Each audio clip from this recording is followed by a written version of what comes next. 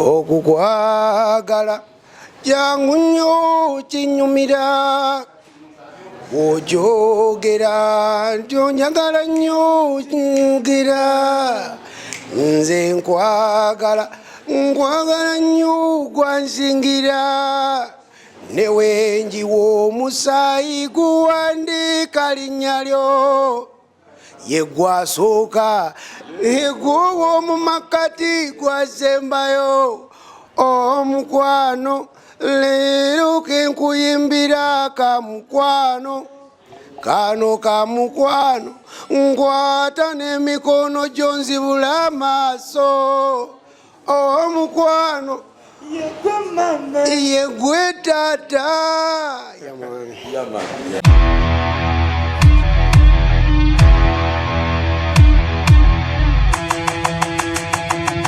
Assalamu alaikum wa rahmatullahi wa barakatuh.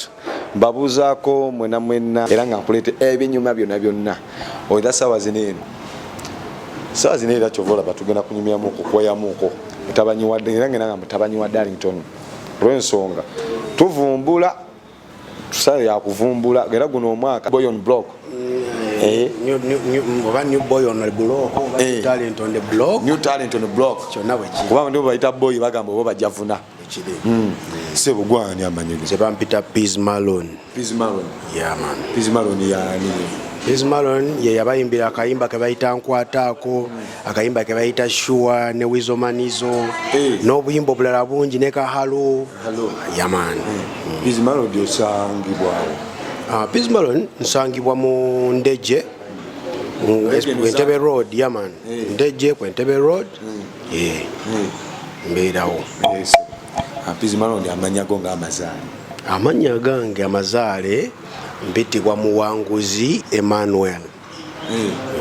Kati Piz Malone kigeje Muwanguzi Emmanuel. Ndi musajja mukkiriza era erinnya Piz likwatagana n'okukkiriza okwange nti ekigambo ekyo kistandinga for peace in Zion. Oli Piz. Ndi Piz naye ng'eyo acronym P is standing for peace, I is standing for in, Z is standing for Zion. Ekitegeeza Israel.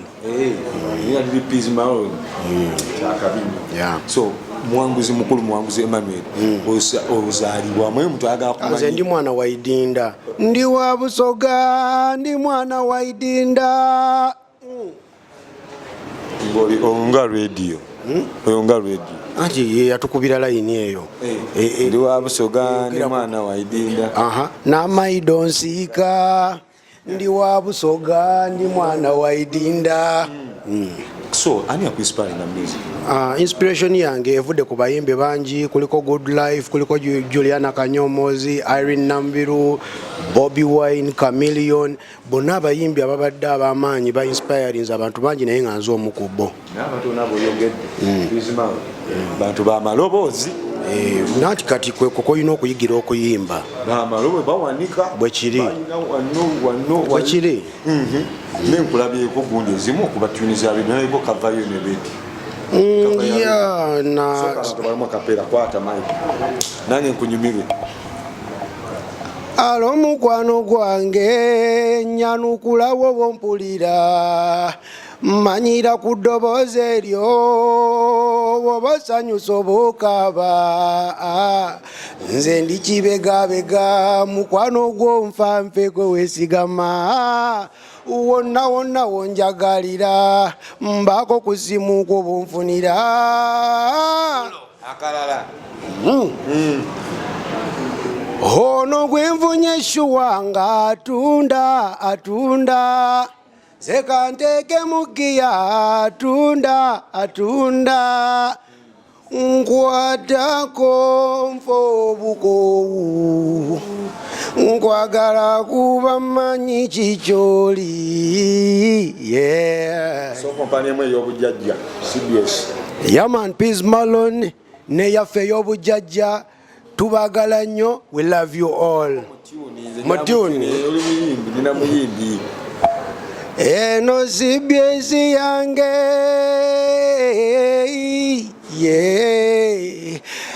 obujjajja bwajjeje bwaffe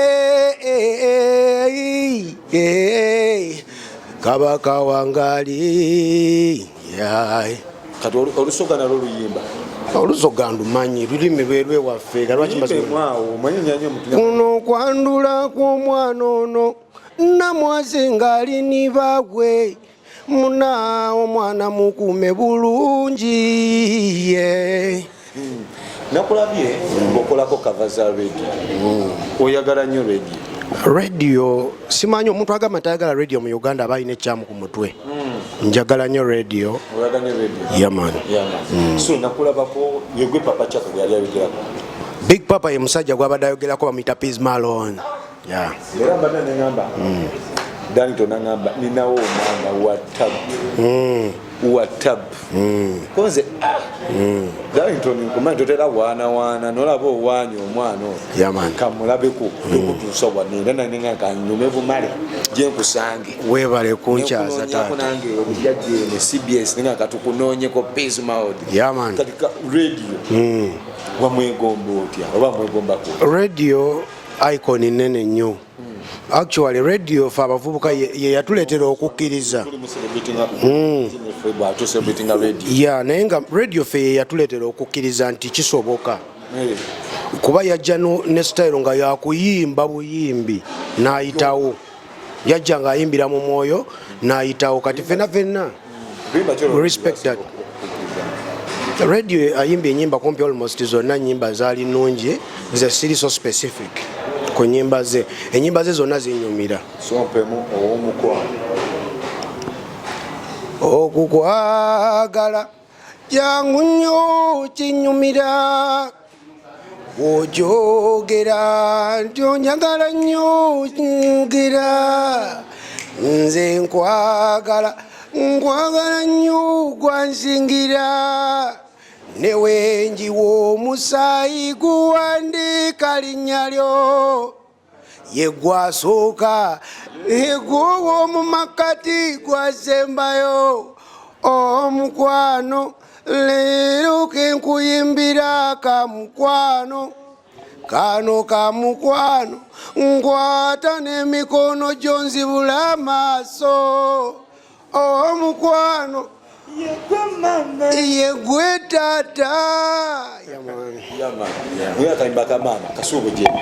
kasuubo jeni banaye ngogenda kunyimbisa abantu bagenda nakutuusa abaga musajja abadde olwa ensonga nade ntambulako awo Danito nasinga kabira ngamba olwo omwana mugamba nenga ayibanga radio gojjo okugwe ozotujjukiza radio goze mu kifo kya radio generally ekifo kya radio tosobola ku makyano gamboze kukibeeramu maybe waliwo abalala abayinza okujja ne baganda bagenda kibeeramu naye mu nsi teri muntu ayimirira mu kifo kya muntu omuntu waava ku nsi aleka abantu abayinza omwefaananyiriza biki naye tosobola kujja noyimirira mu kifo kye n'ekirala nti okufaanagana si luganda nze nsobola obanga nkufaananira radio mu ddoboozi naye tekitegeeza mbu naki-intendinga mbu mufaanane biri bintu biba kiringa nga nze nange nyina abantu abanfaanana mu face naye bamuzaala bwe batyo yazaalibwa bwatyo so void ya radio bangi abagenda okujja babeerewo okujjukiza abantu omusajja naye tekitegeeza nti waliwo agenda omureplacing ekyo tekisoboka wabula ffenna tusigala nga bendera tuzikoze eki tuziwanise okitegeera so nze kyenyina okugamba kale abawagizi bange nti ngenda bakubira music bagenda kwenjoyinga music kuba kyensinga okwagala ntambule nabo paka mukama paka ku kiseera mukama kyakoze eki kyabayagadde wabula ekyoga nti ogenda ku replacing omuntu ekyo ekintu kiba kikyamu it's even a very statement eyo sina nnungi so Piz Malone Piz Malone man oyina ekibiina mwoyo nze saawa zino ndi Piz Malone nyina ekibiina kyange bakiyita music box man mulimu bayimbi kinaki kakati abayimbi bangi naye sigenda kubuulira muntu n'omu bayimbi abo bajja beewulirira man man management ki saawa zino nga ndi as Piz Marlon sigenda buulira nsi byonna ebinkwatako. Tunamalakaawo waliwo bye sijja sobola kubuulira abantu mujja kubifuna olulala ebyo olulala. Kati ekya music kitegeeza oyina wooli olina ne management naye saaza toli ready kulaki siri ready kubuulira muntu bintu bikwataganako weebityo wabula nze kyensinga okwagala n'okwebaza actual abawagizi bange nti ba welcoming Piz Marlon ate ba welcoming enyimba zembakubira ekyo kyekirungi. Bansanga ku Piz Marlon music gwe kasitoteekamu ekigambo Piz Marlon music yaman oyitawo obuyisi byonna at Piz Marlon music yaman byonna at Piz Marlon music yaman. Oyina projects so far makers waka sawa zino nyina projects oba obuuza ku zenaze enkola ez'emabega ziri enyimba nga 4 yeah. Video audio clear nyimba 3 zirina videos ezimu tezirina videos naye nga weeziri audio mukolera nga wa audio wange nkolagana ne ba producer like for example waliwo audio zenkolaganye ne Digi Bawa ne bawo ne zenkolaganye ne nakola ne Croach ne bawo ne zenkoze nganzo omuntu nawo kenyo li producer yeah waliwo ne zenkoze nganzo omuntu so kati nkolagana ne ba producer abalala naye nange nekolera ngo omuntu tegeeza kati ba producer ate abalala wogo ogenze yoko Bawa Stay Nesim Nesim naye nakolako naye project wadde tena bakufuluma naye Stay sinabakola naye nonyeko kati tewali buzibu kati mukulu muwanguzi gwemanyako kati oli mwana kika kya family. Nze ni mwana wa kubiri twazalibwa abasajja basatu bokka.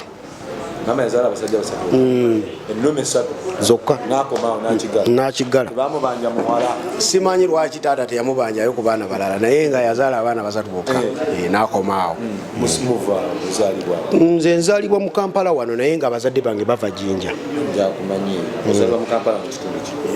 Nazalibwa mu Kampala wano mu Ndejje nze Ndejje Zanta wenkulidde wembadde wabula actually nze ndi product ya Buganda kubanga nazalibwa mu Buganda kyovola babwe ngendo olusi mu Baganda banga abasoga bagamba olusoga lwenjogera luli broken. Kati mama ye Muganda tata bonna bantu bava Jinja yeah naye kati ngawe nagamba nti bava Jinja ne basetolinga eno yes kati ne bazaala abaana fena batuzalira muno Jinja kitundu ki Mutai district Jinja district actually bangamba kati nako zino it is called Kamuli Mazaria owera kubiria kulanda banda mubiria bagikyusa munefuka Kamuli kati abe Jinja mbadde sibako bwesibi Kamuli eri Kamuli district so gye bakuzike ekyalo Mutai gye banziika naye lwaki ogedde ekigambo ekyo asigenda kufa kati ati ngamba kuba fena tuli wani nobokedde ku macha sawa esembayo mutu ekisembayo kyekyo bwekiri kati ebyo gye bajja okunteeka okuwumuza emirembe okyogedde taatera okyogedde okutya tulina ebintu bingi ebyokukola tulina okuyimbira abantu ennyimba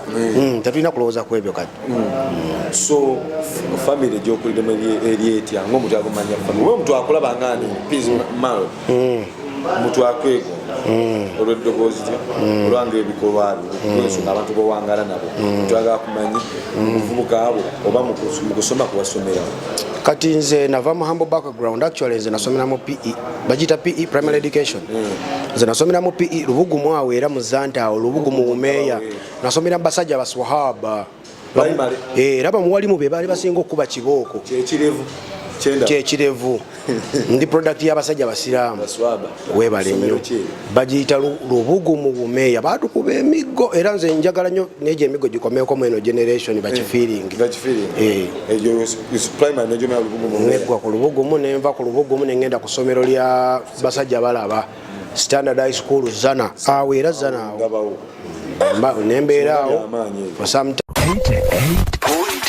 CBS FM. CBS